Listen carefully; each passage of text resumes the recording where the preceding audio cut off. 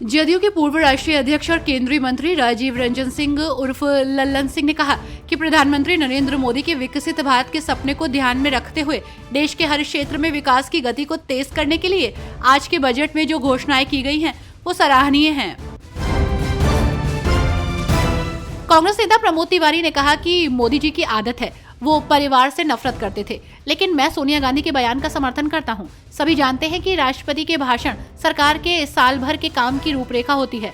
सोनिया जी का राष्ट्रपति के प्रति पूरा सम्मान है। साथ ही उन्होंने कहा मोदी जी आपने राष्ट्रपति जी का अपमान उस दिन किया था जब संविधान के मंदिर का उद्घाटन हुआ था और आपने उन्हें बुलाया भी नहीं।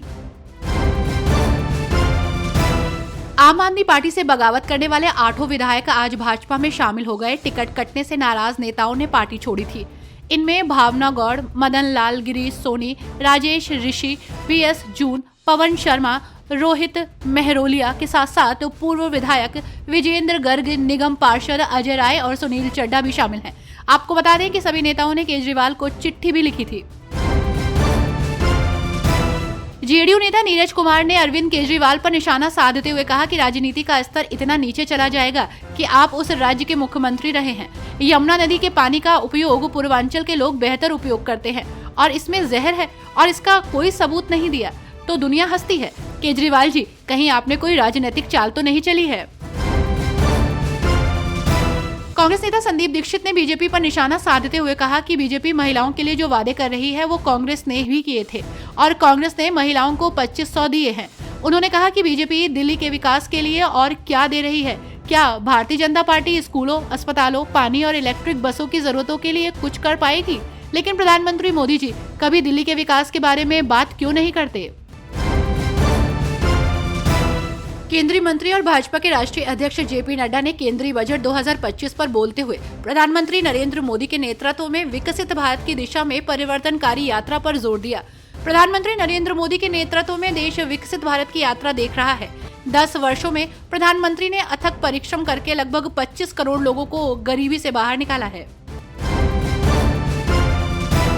केंद्रीय मंत्री पीयूष गोयल ने केंद्रीय बजट 2025 पर विपक्ष की आलोचना का कड़ा जवाब देते हुए उनकी आपत्तियों को निराधार बताया। पीयूष गोयल ने कहा, विपक्ष को इसकी आलोचना करनी होगी। वे कैसे कह सकते हैं कि ये बहुत अच्छा बजट है, लेकिन उनकी आलोचना देखिए, ये बेबुनियाद है। क्या वे इस बात से नाखुश हैं कि दिल्ली में रहने वाले मध्यम वर्ग के हर व्यक्ति को इतनी बड़ी आयकर छूट दी गई है? क्या अरविंद केजरीवाल इस बात से नाखुश हैं कि दिल्ली के मध्यम वर्ग को फायदा मिलेगा? बिहार के मुख्यमंत्री नीतीश कुमार प्रगति यात्रा के दौरान आज बहादुरपुर गांव पहुंचे। सीएम की प्रगति यात्रा लेकर बहादुरपुर गांव में उत्साह और उमंग का माहौल था। सीएम नीतीश को अपने गांव बहादुरपुर में पाकर लोग काफी खुश नजर आए। मुख्यमंत्री के साथ उप मुख्यमंत्री सम्राट चौधरी, मंत्री विजय चौधरी और मंत्री संतोष कुमार भी साथ थे। सीएम ने इस दौरान कई महत्वपूर्ण योजनाओं का शिलान्यास किया।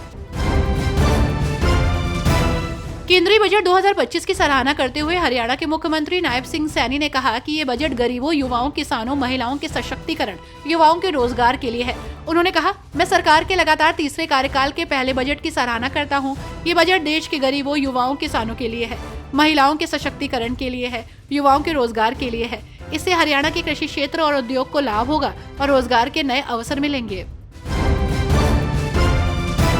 कांग्रेस नेता सुरेंद्र राजपूत ने कहा कि आम आदमी पार्टी और भारतीय जनता पार्टी के लोग राजनीति नहीं करते हैं, बल्कि वो सिर्फ जुमलेबाजी करते हैं। जिन्होंने आपसे इस्तीफा दिया है उनसे पूछना चाहिए कि वे 5 साल क्या कर रहे थे। बीजेपी के लोगों से पूछना चाहिए कि जिन्हें लोगों से इस्तीफा दिलवाया उस इस्तीफे से आपका क्या मतलब है। अब विधानसभा भंग हो गई है, ये सिर्फ मूल मुद्दों से ध्यान भटकाने की साजिश है। उन्होंने आरोप लगाया कि दिल्ली में आप और बीजेपी दोनों मिलकर चुनाव लड़ रही है।